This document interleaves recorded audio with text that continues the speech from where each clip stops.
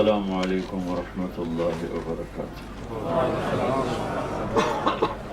بسم اللہ الرحمن الرحیم، والصلاة والسلام علی رسولہ الکریم وعلی آلہ وصحبہ اجمعین، اما بعد۔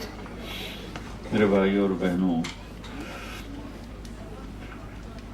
دنیا میں انسان جب پیدا ہوتا ہے تو وہ بالکل جاہل ہوتا ہے۔ ان کو ذرا یہاں سے ہٹا پلیز۔ اللہ تعالیٰ فرماتے ہیں واللہ اخرجکم من بطون امہاتکم لا تعلمون شیئا، ہم تمہیں دنیا میں جب لے کر آئے تم کچھ بھی نہیں جانتے تھے، زیرو ہوتا ہے۔ اس کے مقابلے میں باقی جتنی مخلوق ہے وہ انڈے سے نکلی یا پیٹ سے نکلی، وہ انتہائی تعلیم یافتہ ہوتی۔ اس کے لیے قرآن کی دوسری آیت ہے، ہمارے لیے میں نے آیت پڑھ کے سنائی لا تعلمون شیئا، تم کچھ بھی نہیں جانتے تھے۔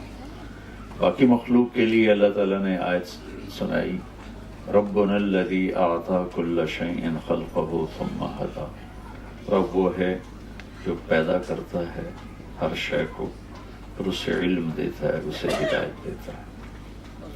چیونٹی کتنی چھوٹی سی ہوتی، اس کا انڈا اس سے بھی چھوٹا ہوتا، اور اس کی پیدائش ایک اندھیر سوراخ میں ہوتی، لیکن اس کو لائن، اور صرف 1 سینٹی میٹر دیکھ سکتی، اس سے آگے وہ دیکھ نہیں سکتی۔ اسے لائن بنانا کون سکھاتا؟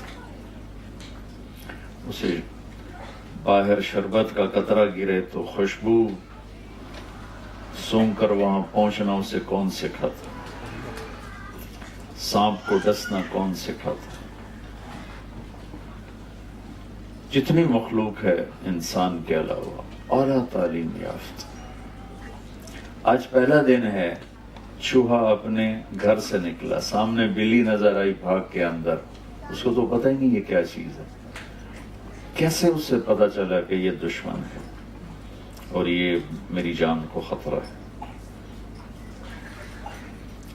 ربنا الذی اعطی کل شیء خلقہ ثم ہدی، پھر ان کا علم اتنا طاقتور ہے کہ ان کے علم میں غلط فیڈنگ کوئی نہیں،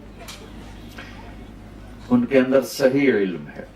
آپ شیر کے آگے گھاس رکھ دیں، وہ بھوکا مر جائے گا، بیٹھا بیٹھا گھاس نہیں کھائے گا۔ آپ بکری کے آگے گوشت رکھ دیں، وہ بیٹھے بیٹھے بھوک سے مر جائے گی، نہیں کھائے گی۔ اس کے اندر کا سسٹم بولتا ہے کہ یہ میری غذا نہیں، میرا پرہیز۔ یہ سارے مرد بھی بیٹھے ہیں، عورتیں بھی، کئیوں کو شوگر ہوگی، شوگر والے کے سامنے مٹھائی رکھو، دیکھو کیسے کھاتا، اپنے آپ کو تسلی دے گا آج ایک گولی ود کھا رہا ہوں، خود ہی تسلی دیتا ہے۔ تو عقاب کو اونچی اڑان کون سکھاتا؟ مچھلی کو تیرنا کون سکھاتا؟ تھنوں میں دودھ کون بناتا ہے؟ درخت بھی سمجھدار ہے کہ اپنے علم کے خلاف نہیں کرتے، کبھی آم پہ انگور نہیں نکلے، کبھی امرود پہ سیب نہیں نکلے، کریلے کا ذائقہ کبھی میٹھا نہیں ہوگا۔ تو یہ جو بے جان چیزیں ہیں، نباتات، ان کا علم بھی اتنا کامل ہے کہ اس کے خلاف نہیں کرتے۔ انسان جاہل پیدا ہوتا ہے اور پھر یہ علم ہوش میں آ کے لیتا ہے، اور اس کے سامنے 2 علم، اس کے اندر غلط بھی فیڈ ہوتا ہے، صحیح بھی فیڈ ہوتا ہے۔ باقی کسی بھی مخلوق میں غلط فیڈنگ نہیں ہو سکتی، جتنا مرضی آپ زور لگا لیں، ان کے اندر اللہ نے صحیح چپ فٹ کی، اس کے اندر غلط میسج جاتا ہی نہیں۔ انسان کے اندر غلط میسج بھی چلا جاتا ہے، صحیح میسج بھی چلا جاتا ہے، دونوں طرح کے۔ جب غلط جاتا ہے تو یہ غلط چلتا ہے، جب صحیح جاتا ہے تو یہ صحیح چلتا ہے، کہ اس کا پیپر ہو رہا ہے۔ ہم دنیا میں خود نہیں آئے، بھیجے گئے ہیں۔ کس نے بھیجا ہے؟ ان ربکم اللہ، تمہارا رب اللہ ہے۔ وہ کون ہے؟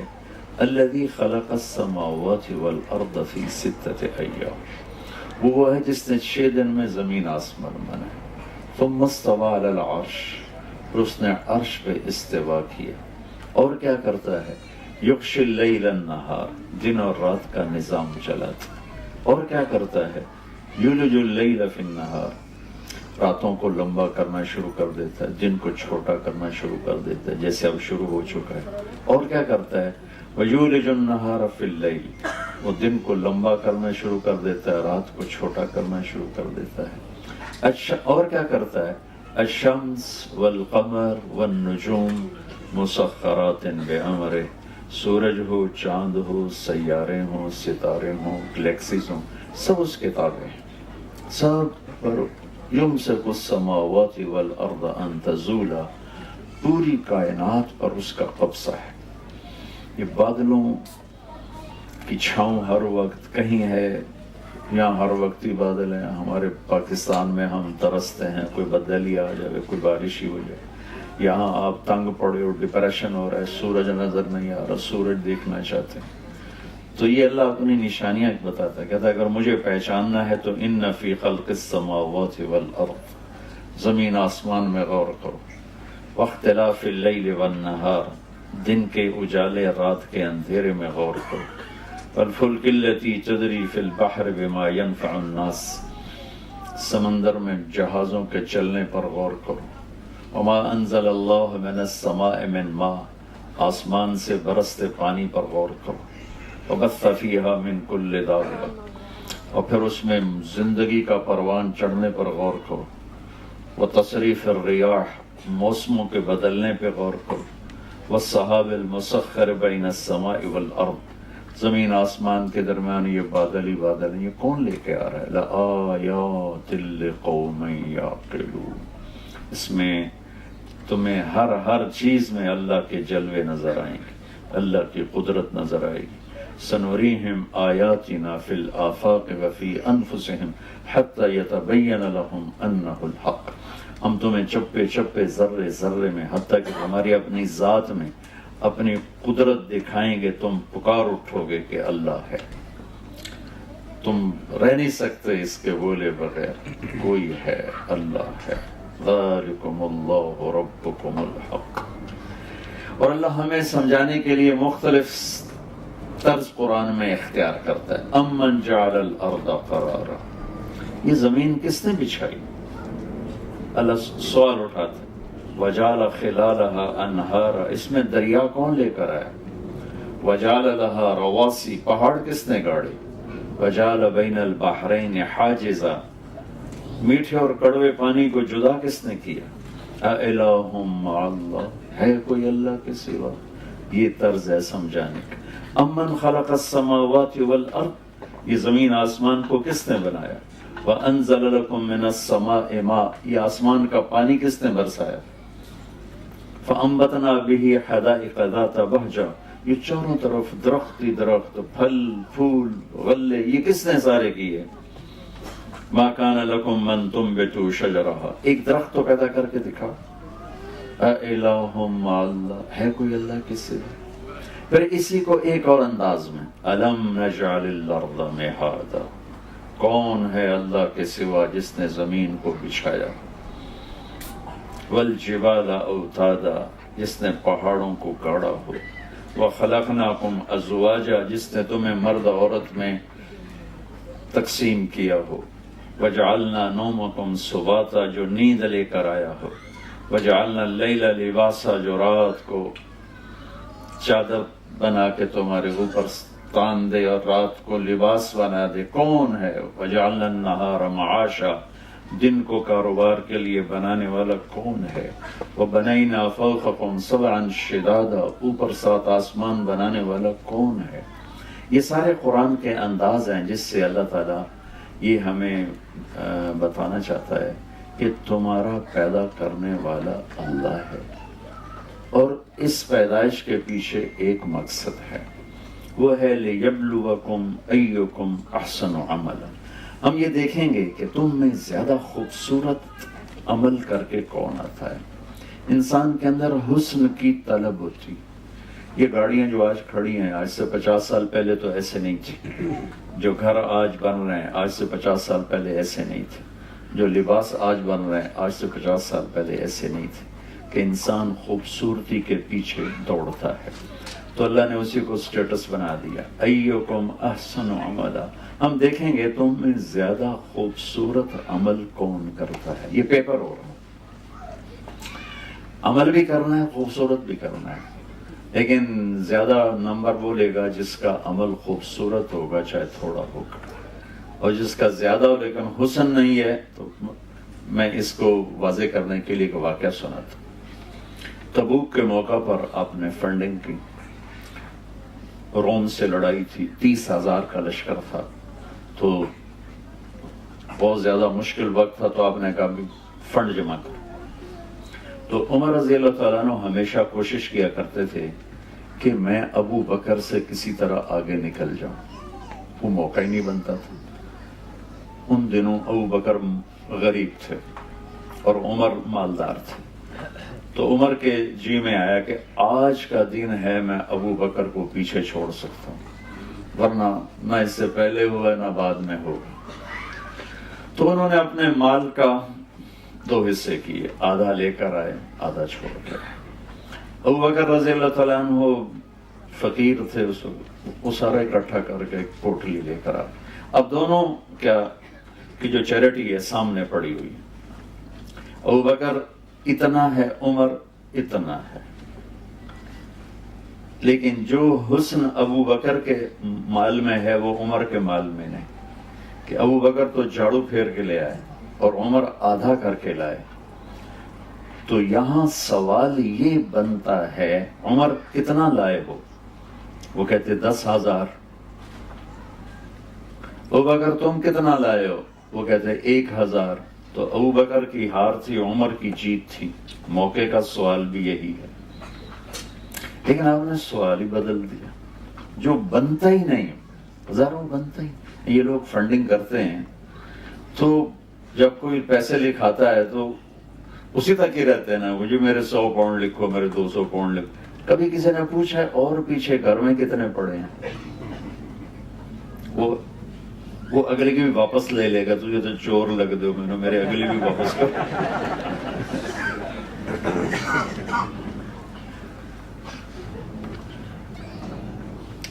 تو میں قربان جاؤں اپنے نبی پر. اور اللہ تعالیٰ بھی ابو بکر کو جتلانا چاہتے ہیں چونکہ پیپر جو ہو رہا ہے وہ زیادہ کا نہیں ہو رہا خوبصورتی کا ہو رہا ہے. کون زیادہ خوبصورت کام کر کے آئے گا. تیز تیز پڑھی ہوئی 10 رکعت سے 2 رکعت اچھی طرح پڑھی ہوئی اللہ کو زیادہ پیاری لگتی. تو اب میرے نبی کا سوال سنو جو اس موقع پہ بظاہر بنتا ہی نہیں لیکن ہے ہی وہی موقع کا سوال. آپ نے کہا عمر پیچھے کیا چھوڑ کے آئے؟ ما ترکت لأہلک یا ما خلفت.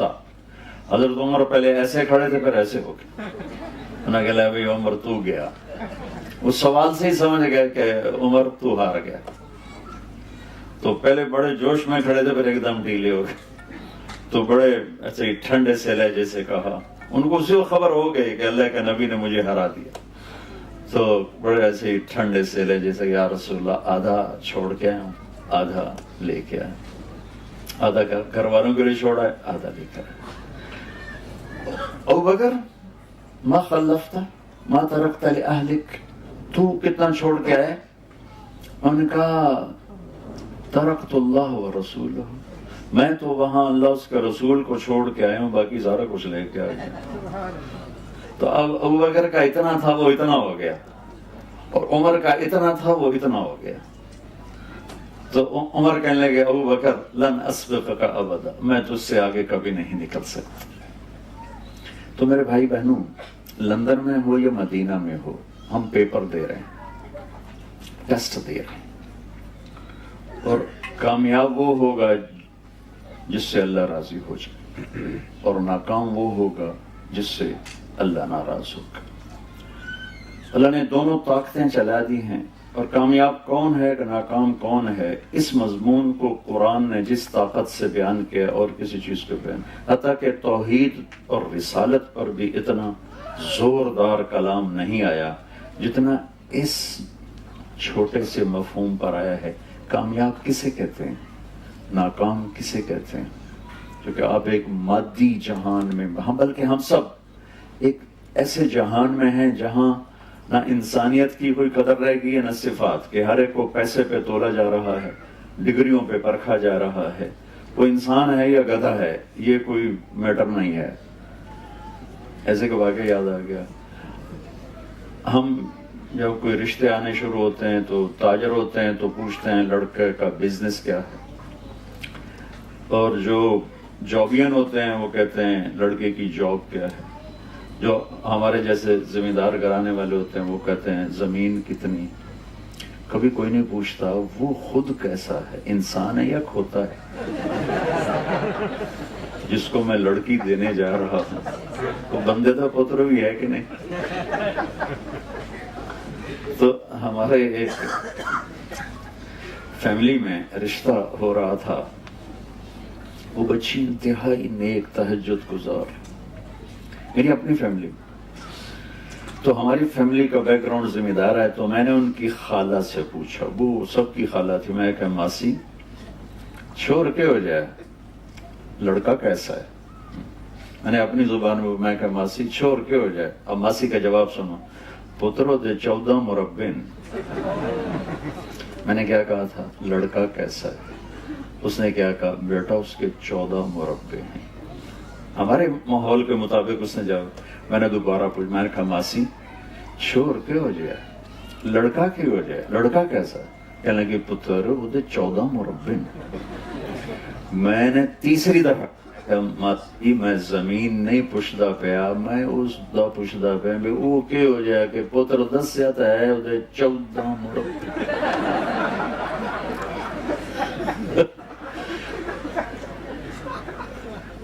پوری دنیا کا سٹیٹس یہی ہے،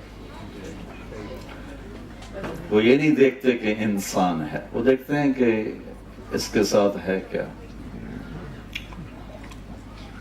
اور اللہ تولتا ہے سونے چاندی پر نہیں، ڈگریوں پر نہیں، انسانیت پر تولتا ہے، اور انسانیت کی معراج ہے محمد مصطفیٰ صلی اللہ تعالی علیہ وسلم۔ جو آپ کے سانچے میں ڈھلے گا وہی انسان ہے، جو آپ سے دور ہوگا وہی جانور ہے۔ اللہ نے اوپر ایک ہے اللہ، نیچے اس کا ایک ہے حبیب، ایک سے پیار کیا۔ ابو ہریرہ نے پوچھا یا رسول اللہ آپ کب نبی بنے تھے؟ تو اس کا سادہ جواب تو 40 سال کی عمر، اور کیلکولیٹڈ جو میں آپ کو حساب کر کے بتا رہا ہوں، 40 سال 6 مہینے 10 دن، اور یہ 40 سال 6 ماہ 10 دن ہیں، یہ محرم صفر عربی مہینوں کے لحاظ سے، جنوری فروری کے لحاظ سے نہیں۔ لیکن میرے نبی نے ان دونوں میں سے کوئی جواب نہیں دیا۔ ابو ہریرہ 40 سال یا ابو ہریرہ 40 سال 6 مہینے 10 دن۔ آپ نے فرمایا ابو ہریرہ ابھی آدم علیہ السلام کی مٹی اکٹھی نہیں ہوئی تھی اور اللہ مجھے نبی بنا چکے تھے۔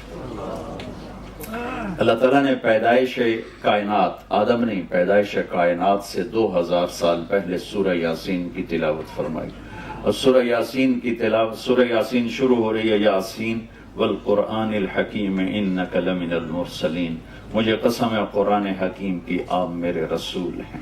کوئی ہستی سامنے موجود ہے جسے کہا جا رہا ہے آپ میرے رسول ہیں؟ نہ زمین ہے، نہ آسمان ہے، نہ تخت ہے، نہ تخت ہے، نہ عرش ہے، نہ فرش ہے، نہ جنت، نہ دوزخ، نہ جبریل، نہ میکائیل، نہ اسرائیل، نہ اسرافیل، کچھ بھی نہیں ہے، صرف اللہ ہے، اور آپ کہہ رہے ہیں انک لمن المرسلین، آپ میرے رسول ہیں۔ کوئی سامنے موجود ہے ہست، تو اللہ تعالیٰ نے ایک سے پیار کیا، انہیں چنا، پھر انہیں ہمیں آئیڈیل بنا کے دے دے گا اس کے پیچھے چل۔ جو ہمارا شاعر کہتا ہے کہ محمد سے وفا تو نے تو ہم تیرے ہیں، یہ جہاں چیز ہے کیا لوح و قلم تیرے ہیں۔ تو اللہ نے اپنے نبی کی ایک ایک ادا ہم تک پہنچائی ہے، وہ چیزیں جن کا ہماری آخرت سے تعلق ہی نہیں ہے، وہ بھی ہمارے نبی کے ہم تک پہنچا دی اللہ تعالیٰ۔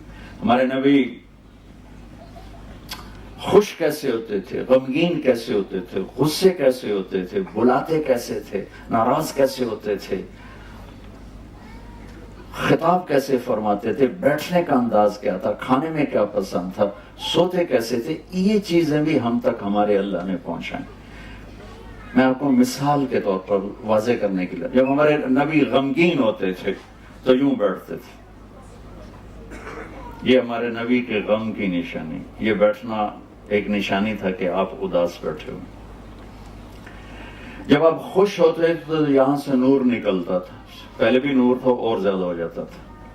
جب آپ غصے میں ہوتے تھے تو یہاں ایک وین تھی جو ایسے ایسے ایسے ایسے ٹپ ٹپ ٹپ ٹپ کرنے لگتی تھی، حرکت کرنے لگتی تھی، اس طرح اس طرح سے۔ جب آپ کسی پہ ناراض ہوتے تھے تو ہماری طرح پھٹتے تھوڑا ہی تھے اور کھڑے کھڑے بےزتی کر دیں، نہیں، ادھر سے کوئی آ رہا ہے آپ اس سے ناراض ہیں، ابو ہریرہ آ رہے ہیں آپ ان سے ناراض، تو آپ نے دیکھا ابو ہریرہ آ رہا ہے تو میرے نبی کا ذرا غصے کا اظہار دیکھو، بس یہ میرے نبی کی بڑی ناراضگی ہے، سبحان اللہ۔ ہم تو جب تک 100 گالی نہ نکالیں گزارے نہیں ہوتے۔ ادھر سے انس آ رہے ہیں آپ ان پہ ناراض ہیں تو آپ نے ان کو دیکھا انس آ رہا ہے تو آپ چپ کر کے یوں فرما لیں، یہ میرے نبی کا غصہ تھا، سبحان اللہ۔ جب آپ کسی کو بلاتے تھے ایسے نہیں کرتے تھے بلکہ ایسے کرتے تھے، پورے ہاتھ کا اشارہ کرتے تھے، انگلی کا اشارہ نہیں کرتے تھے۔ جب مجلس میں بیٹھتے تھے تو پاؤں نہیں پھیلاتے تھے، جتنی لمبی مجلس ہو آپ چوکڑی مار کے بیٹھتے تھے۔ اتحیات کی شکل صرف نماز میں ہوتی تھی، باقی آپ کے بیٹھنے کا یہ انداز تھا۔ اور جب آپ گفتگو فرماتے تھے تو دوران گفتگو یہ ہاتھ اور یہ انگوٹھا، یہ حد، اس کو آپس میں ٹکراتے رہتے تھے۔ یہ آپ کی باڈی کی حرکت تھی جو بغیر ارادے کے کوئی کچھ کرتا ہے، کوئی ایسے ایسے کرتا ہے، کوئی یوں یوں کرتا ہے، تو میرے نبی کی یہ غیر ارادی حرکت تھی، یہ ہتھیلی یہ انگوٹھا، باتیں بھی ہو رہی اور یوں بھی فرما رہے، بے ساختہ بغیر ارادے کی۔ آپ کو کوئی ادھر سے بلاتا، نبی احمد انس صاحب مجھے کہیں طارق جمیل صاحب، تو میں کہوں گا جی، اس سے زیادہ میری اوقات نہیں۔ ادھر سے کوئی بلائے گا طارق جمیل صاحب، میں کہوں گا جی، لیکن میں قربان جاؤں ان لوگوں پہ جنہوں نے میرے نبی کی ہر ادا ہم تک پہنچائی، اور آج میں 1440 سال بعد آپ کی اتنی چھوٹی چھوٹی باتیں آپ کو بتا رہا ہوں۔ آپ کو ادھر سے کوئی بولا تھا یا رسول اللہ تو آپ یوں نہیں کرتے تھے، آپ یوں کرتے تھے، جی، پورا سینہ دیتے تھے۔ ادھر سے کوئی بولا تھا یا رسول اللہ تو آپ یوں نہیں کرتے تھے، اب یوں کرتے تھے، جی، فل توجہ۔ ادھر سے کوئی بولا تھا یا رسول اللہ، کتنا مشکل کام، یہ تو ماں نہیں کرتی بچے کے، اب یوں کرتے، جی، پوری توجہ دیتے تھے، اپنا چہرہ اس کے اوپر فکس کر دیتے تھے، آنکھوں میں آنکھیں ڈال کے۔ توجہ فرمائیں کہ چہرہ میری طرف پھر، اس موبائل نے ہمیں تباہ کر دی، ماؤں نے اپنی اولاد برباد کر دی، موبائل دیکھے جا رہی بچے سے بات کر رہی، اس کو نہیں پتا کہ کتنا وہ ہرٹ ہو رہا ہے۔ بولو بولو، سن کیا کر، بکواس نہ کر، چپ کر، یہ ڈرامہ لگا ہوا، چپ کر، مار دیا بچے کو۔ بیوی کا اپنا موبائل ہے، صاحب کا اپنا موبائل ہے، بچوں کے اپنے، ایک چھت کے نیچے سب بیٹھے ہیں بوتلوں میں، آپس میں کوئی بات نہیں ہو رہی ہے۔ جب یہ نہیں تھے تو ہماری آپس میں باتیں ہوتی تھی، اب آپس کی باتیں ختم ہو گئی۔ ایک ہاتھ میں 7 بر اعظم آ گئے، لیکن ایک چھت میں بہن بھائی جدا ہو گئے، خامند بیوی جدا ہو گئے۔ میرے نبی نے گھر کی زندگی سمجھائی، تو ہم نے کہا جب کوئی تمہیں پکارے تو پوری توجہ دو۔ توجہ عربی کا لفظ ہے، اس کا مطلب ہے کہ یہ جو تیرا بوتھا ہے نا میری طرف کر۔ خود موبائل دیکھ رہا ہے اور بیٹے سے بات کر رہا، مار دیا ہے اس چیز نے۔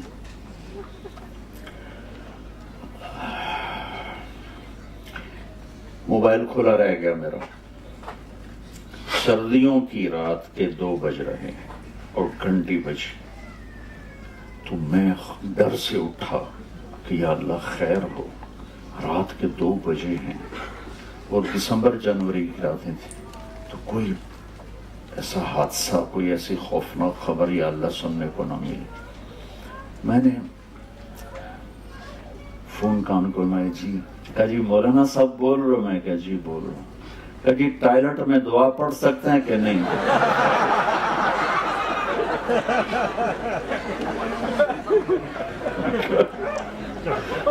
فٹے منہ تیرا وہ پہلے گھڑی ویک میں ٹائم کی ہویا ہے، اور بدبخت یہ بات انہیں مجھے رات کے 2 بجے اٹھا کے پوچھی کہ ٹائلٹ میں دعا پڑھ سکتے ہیں کہ نہیں۔ اس نے ہمارے اخلاق بگاڑ دیے۔ میرے نبی عزت دیتے تھے، عزت دیتے تھے، پوری ایک زندگی دے کر گئے ہیں۔ اور جب آپ یعنی چھوٹی سی بات ہے، گرمیوں میں باہر سوتے ہیں، سردیوں میں اندر سوتے ہیں، ٹھیک ہے؟ جب مرضی، کوئی گرمی لگی تو باہر بستر بچھا لیا، سردی لگی تو اندر بچھا لیا۔ لیکن میں قربان جاؤں صحابہ پر کہ کتنی باریک اور چھوٹی سی بات ہے، جب سردیاں گرمی میں کنورٹ ہوتی ہیں اور آپ حکم دیتے کہ میرا بستر باہر بچھایا جائے تو وہ جمعہ کی رات ہوتی تھی، اور جب گرمیاں ٹھنڈک میں بدلتی اور آپ فرماتے میرا بستر اندر بچھایا جائے تو وہ جمعہ کی رات ہوتی تھی۔ اتنی چھوٹی چھوٹی بات بھی ہم تک پہنچی۔ آپ کو اجوا کھجور پسند تھی، برنی کھجور پسند تھی، دودھ میں تھوڑا پانی ملا کے پیتے تھے، کتنی چھوٹی چھوٹی بات ہے۔ دودھ کے ساتھ گوشت نہیں کھاتے تھے، گوشت کے ساتھ دودھ نہیں کھاتے تھے، پیتے تھے۔ تازہ کھانا کھاتے تھے، کبھی باسی نہیں کھایا۔ ماشاءاللہ تھوڑے تھے ہفتے ہفتے فریجاں پہ ہوتے، گرم کرو تو کھاؤ، گرم کرو تو کھاؤ۔ میرے نبی تازہ کھاتے تھے، یا فاقہ یا تازہ۔ صرف ایک زندگی میں ایک دفعہ باسی روٹی کھائی، حضرت ام ہانی کے گھر جب آپ آئے تھے حج کے موقع پر، اس وقت ان کی دلداری میں آپ نے 2-4 لقمے لے لیے، ورنہ یا آپ تازہ کھاتے تھے یا فاقہ فرماتے تھے۔ جس کھانے پر رات گزر جاتی تھی اس سے نہیں کھاتے تھے۔ ہم تو 8 دن کے ماشاءاللہ چل رہے ہوتے ہیں پکوان۔ میں آپ کو کتنے نبی کی وہ جو آپ نے کبھی زندگی میں سنی نہیں ہوں گی، اور ان کا ہماری جنت دوزخ سے بھی تعلق نہیں ہے، لیکن میں صرف ایک ذہن سازی یہ کر رہا ہوں کہ میرے نبی کی زندگی کی ہر شے محفوظ ہے، ہر شے محفوظ ہے۔ اپنے نبی کی زندگی کو سیکھیں۔ اگر کامیابی دنیا سے، اللہ کی قسم اگر اللہ راضی ہے تو موت سے خوبصورت کوئی پیغام نہیں ہے، اور اگر اللہ ناراض ہے تو موت سے خوفناک کوئی پیغام نہیں ہے۔ مالک کے راضی ہونے پر موت چھٹی ہے۔ آپ کا ویکنڈ پہ کتنے خوشی ہوتی، جمعے کو کیسے خوشی ہو رہی تھی کہ اب چھٹی ہو گئی، آج 2 دن کی چھٹی ہو گئی۔ اللہ کی قسم اگر اللہ راضی ہے تو موت ویکنڈ آ گیا، اور اگر اللہ ناراض ہے تو پھر قید خانہ آ گیا۔ تو چھٹی ایک خوشی لے کر آتی ہے۔ مسلمان مرد عورت کے لیے موت چھٹی ہے، خوشی لے کر آتی ہے۔ تو اللہ نے اپنے محبوب کو آپ کی زندگی کی ہر ادا کو ایسے سیمپل بنا کر رکھا تھا۔ میں آپ کو اپنے نبی کا حلیہ ایک حدیث سے بتاتا ہوں۔ آپ سفر میں تھے تو رابغ جب آپ ہجرت پہ جا رہے تھے، ایک بڑی عورت کے خیمے پر رکے تھوڑی دیر۔ جب آپ تشریف لے گئے تو اس کا خامد آیا تو پوچھا وہ کون آیا تھا، یہاں کوئی لگتا ہے کوئی آیا تو اس نے چند الفاظ میں ہمارے نبی کا حلیہ بیان کیا کہ میں نے کیا دیکھا، یہ اس نے بیان کیا۔ تو کہنے لگی رأیت رجلا ظاہر الوضاء ابلج الوجه حسن الخلق لم تعبه فجلة ولم تزر به سعلة وصيم قصيم في عينيه دعج في أشفاره وطف في صوته سحر في لحيته كثافة في عنقه سطع أزج أقرن أكح الأحور إن تكلم علاه البهاء وإن سكت علاه الوقار. آپ کو ترجمہ تو سمجھ میں نہیں ہے، لیکن ردم سمجھ میں ہے کہ نہیں ہے؟ کیا موسیقی ہے، الفاظ میں کیا موسیقی ہے، کیا ردم ہے، کیا نغمہ ہے. وہ کہنے لگی اپنے خامن سے کہ میرے آقا میں کیا بتاؤں، مجھے یوں لگا، میں نے ایک شخص دیکھا، مجھے یوں لگا جیسے 14ویں کا چاند کپڑے پہن کے زمین پہ اتر آیا.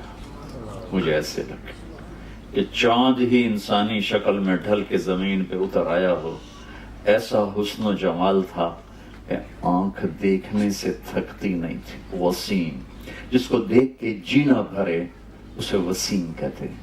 اور وہ دنیا میں ایک ہی آئے ہیں، وہ ہیں میرے آپ کے نبی. وسیم، جتنا دیکھو دیکھنے کا شوق بڑھے. حسین سے حسین چیز مل جانے کے بعد ختم، اس کا قیمت ختم، حسن ختم، کشش ختم. وسیم کسے کہتے ہیں؟ جس کو زندگی بھر بھی دیکھتے رہو تو جینا بھرے، وہ صرف ایک آئے، وہ ہے محمد مصطفیٰ صلی اللہ علیہ وسلم. قسیم، قسیم کسے کہیں؟ جس کو جدھر سے دیکھو ادھر سے خوبصورت نظر آئے. ہر جسم کا حصہ جن کا حسن و جمال سے بھرپور ہو اسے قسیم کہتے. خوبصورت آنکھ تھی، پلکیں بڑی گول تھی، یہاں بال نہیں تھی، ماتھا بڑا روشن تھا، داڑھی بڑی خوبصورت تھی، دانت بڑے نورانی تھے. آپ کے دانتوں کے بارے میں آتا ہے جب آپ مسکراتے تھے تو آپ کے دانتوں سے نور نکل کے باہر نظر آتا تھا، ایسے شعاع کی طرح نظر آتا. بلکہ آپ کا چہرہ ہی ایسا نورانی تھا. حضرت عائشہ رضی اللہ تعالیٰ عنہ اپنے گھر میں کپڑا سی رہی تھی، سوئی گر گئی، چھوٹی سی سوئی، اندھیر کمرہ، نظر نہیں آ رہی، ویسے ٹٹول رہی تھی. اتنے میں ہمارے نبی کمرے میں انٹر ہوئے. آپ کے چہرے کے شعاع سے سوئی چمکنے لگی.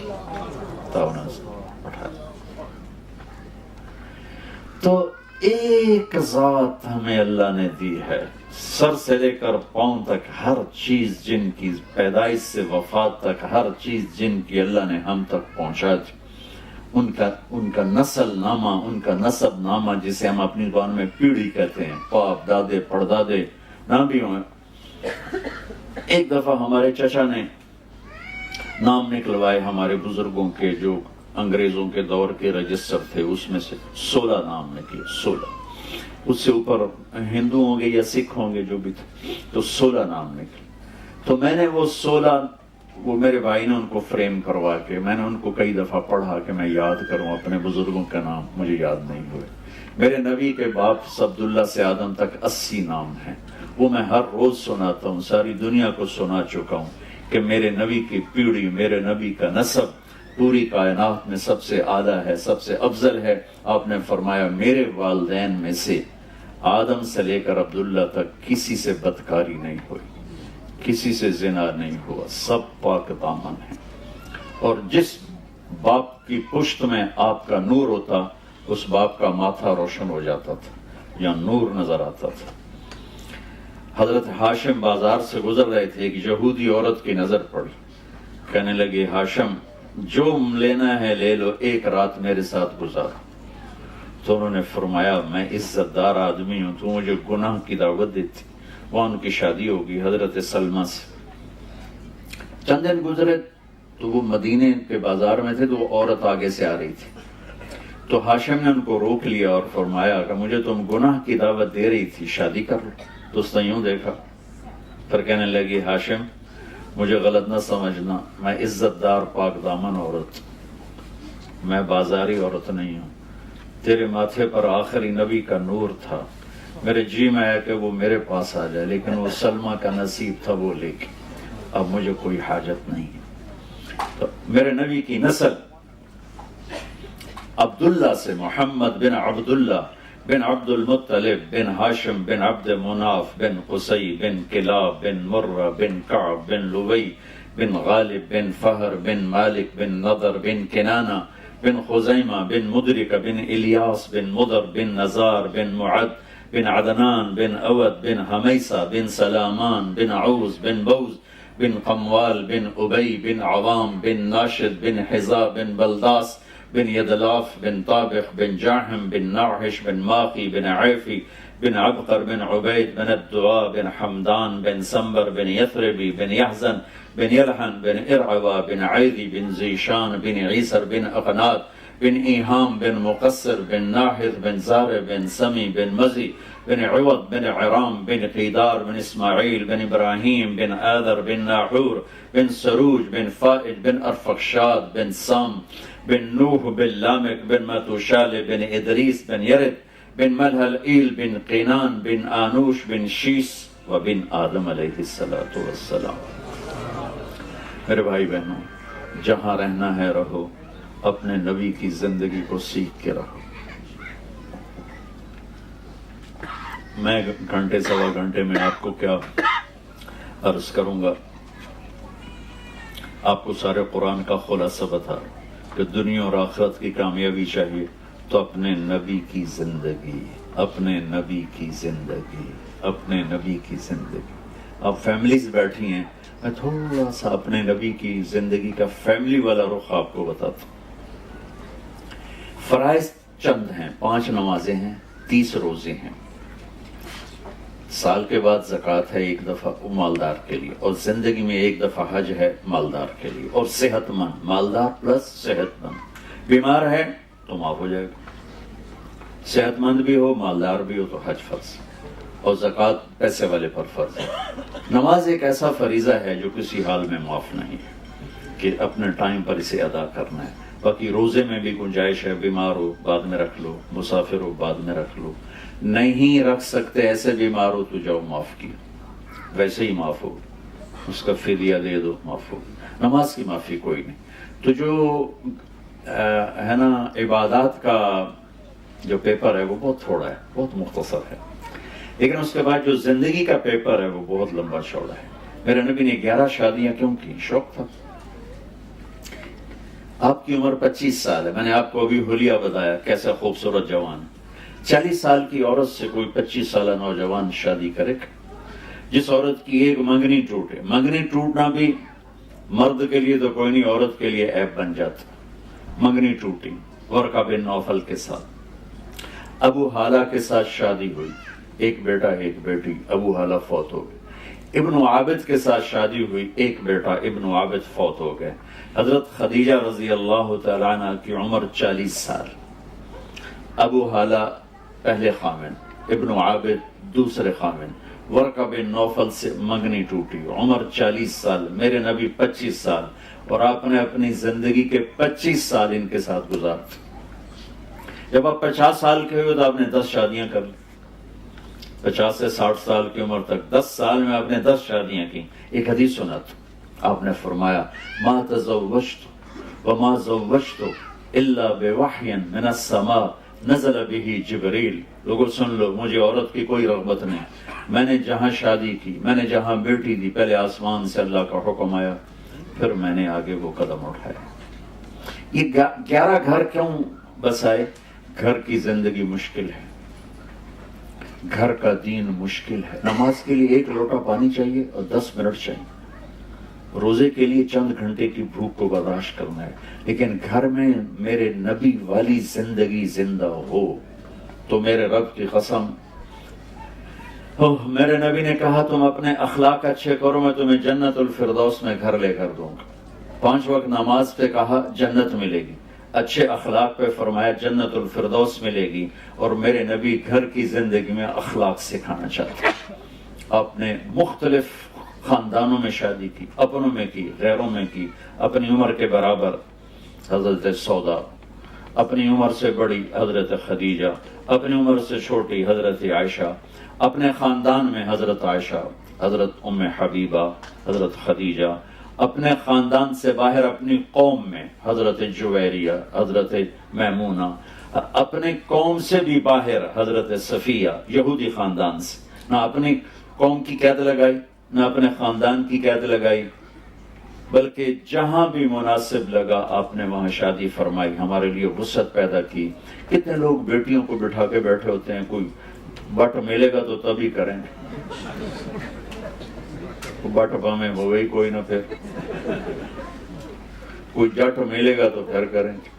کیسے بے وقوف ماں باپ. میرے نبی نے یہ بیریئر توڑا. سبحان اللہ. میں نے ابھی حدیث سنائی کہ پہلے آسمان سے وحی آئی، پھر میں نے قدم اٹھایا. ٹھیک ہے. حضرت علی آئے فاطمہ کے رشتے کے لیے، اور جبریل اس سے پہلے آ گئے کہ یا رسول اللہ فاطمہ علی کے لیے. یہ جبریل آ چکے کہ فاطمہ علی کے لیے. اور آ کے بیٹھے اور شرم کی وجہ سے بولا نہیں گیا، تو آپ نے خود ہی فرمایا علی فاطمہ کے لیے آئے ہو؟ ان کے جی. تو آپ نے کہا انشاءاللہ، اور یہ کہہ کر اٹھ کے چلے گئے. یہ باہر نکلے تو صحابہ کھڑے تھے انتظار میں بھی کیا ہوتا ہے. تو پوچھا صحابہ نے کیا ہوا؟ کا انکار ہو گیا. کہنے لگے انکار ہو گیا؟ کہنے لگے ہاں. کیوں؟ کا کچھ بولا ہی نہیں، کچھ کہا ہی نہیں، نہ ہاں نہ نہ. تو عبد الرحمن بن عوف کہنے لگے کچھ بولے تھے؟ تو کہنے لگے ہاں انشاءاللہ کہا تھا. کہا تو مبارک ہو گیا. کہا وہ کیسے؟ کہا نبی کا انشاءاللہ ہاں ہوتا ہے. انشاءاللہ کیوں کہا؟ جبریل تو پہلے آ کے بتا چکا ہے کہ فاطمہ علی کے لیے اللہ لکھ چکے ہیں. یہ بہت بڑا سبق آپ کو سنا رہا ہوں اپنے نبی کی زندگی کا. آپ نے ہاں نہیں کی. فاطمہ جیسی بیٹی، محمد جیسا باپ اور علی جیسا رشتہ، اور جبریل اوپر سے خبر لا چکے ہیں کہ یہ یہی ہوگا. پھر آپ گھر گئے اور بیٹی کو بلایا کہ بیٹی فاطمہ علی کا رشتہ آیا ہے، ہاں کر دو. سبحان اللہ. یہ اللہ نے ہمیں، اللہ کے نبی نے ہمیں سکھانے کے لیے یہ قدم اٹھایا. آپ کا آج کل کی بیچاری بیٹیاں کچھ نہیں کہتی، چپ کر کے چلی جاتی ہیں. فاطمہ جیسی بیٹی، جنت کی عورتوں کی سردار، اور محمد مصطفیٰ جیسا باپ، وہ باہر جس کو بھی ہاں کر دیتے. آپ کا کیا خیال ہے؟ فاطمہ نے کہنا تھا نہیں، باپ محمد مصطفیٰ جیسا ہو، بیٹی فاطمہ جیسی ہو، داماد علی جیسا ہو. فاطمہ ہاں کر دو کہ یہ بیٹی کا حق ہے، یہ بیٹے کا حق ہے. بیٹا آپ کی یہاں شادی کر دیں، آپ کو منظور ہے؟ آپ خوش ہیں؟ جی اب کرو. وہ کہے میں نے نہیں کرنی. تو یہ نافرمان نہیں ہے. اگر بیٹی کہتی میں نے یہاں نہیں کرنی، وہ نافرمان نہیں ہے. اگر بیٹا یہ کہتا ہے میں نے یہاں نہیں کرنی، وہ نافرمان نہیں ہے. ہم پیدا ہوتے ہی اے میری تے ہے میرے پتر بھی، پہلے ہی ملا کے بہ جاندے، پیچھے لڑائیاں شروع ہو جاندی. میں قربان جاؤں، کیا خوبصورت سبق دے رہے ہیں. ہم اپنی بچیوں کو اٹھاتے ہیں، شادی کرتے ہیں، لیکن ہمارے ملک، مجھے یہاں کا نہیں پتا کیا معاشرت، ہمارے ملک میں بچیوں سے نہیں پوچھا جاتا، صرف ان کو خبر دی جاتی، اسی طرح اتنے رشتہ کر دیتے. وہ جانور ہے، انسان ہے، وحشی ہے، بدماش ہے، بس اب ہم نے یہی کر دیا ہے.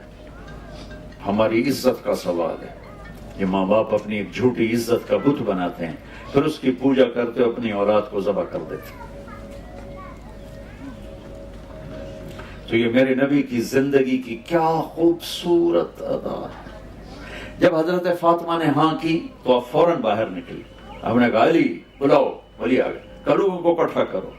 لوگ مسجد بھر گئی. فوراً آپ ممبر پہ کھڑے کر علی کو سامنے بٹھایا اور آپ نے فرمایا لوگوں میرے پاس جبریل اللہ کا پیغام لے کر آئے ہیں کہ میں اپنی بیٹی فاطمہ کا نکاح علی کے ساتھ کر دوں.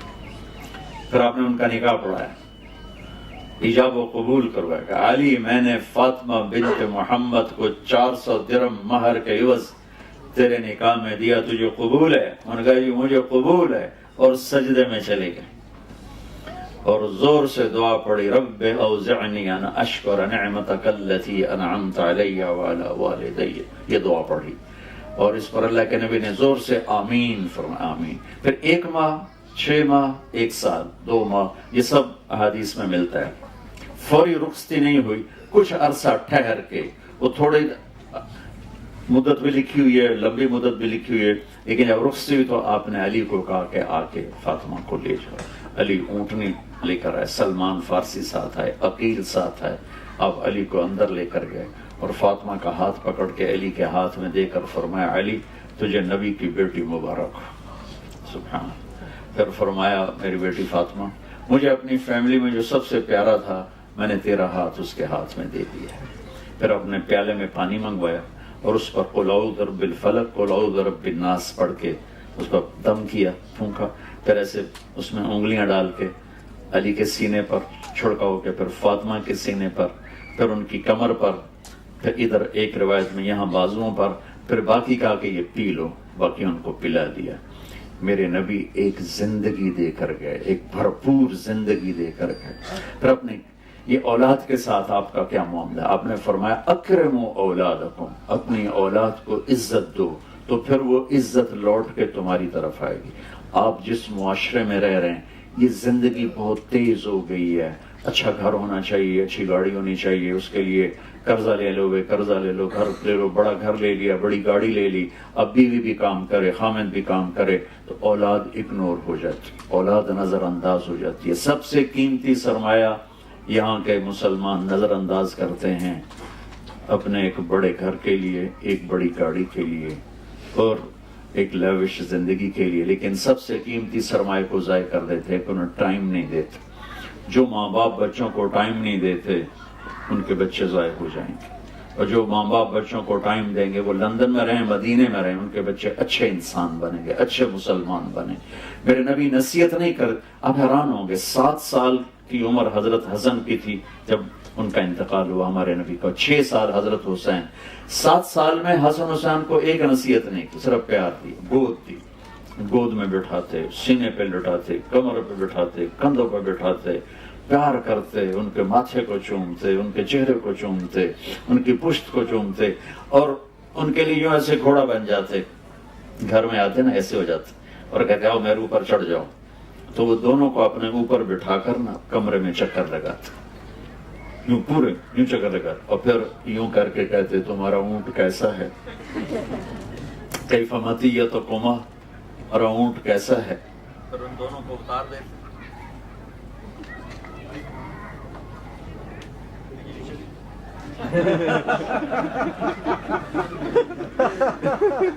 یہاں بھی لوڈ شیڈنگ،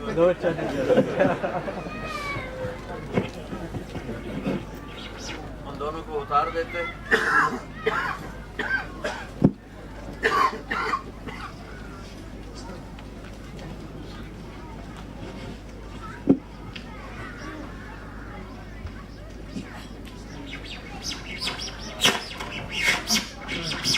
پھر اپنی نواسی حضرت زینب کو بلاتے، پھر حضرت زینب کو اپنی کمر پہ بٹھا کر، میرے ساتھ کوئی اور بھی بول رہا ہے تو بھائی یہ کیا ہے؟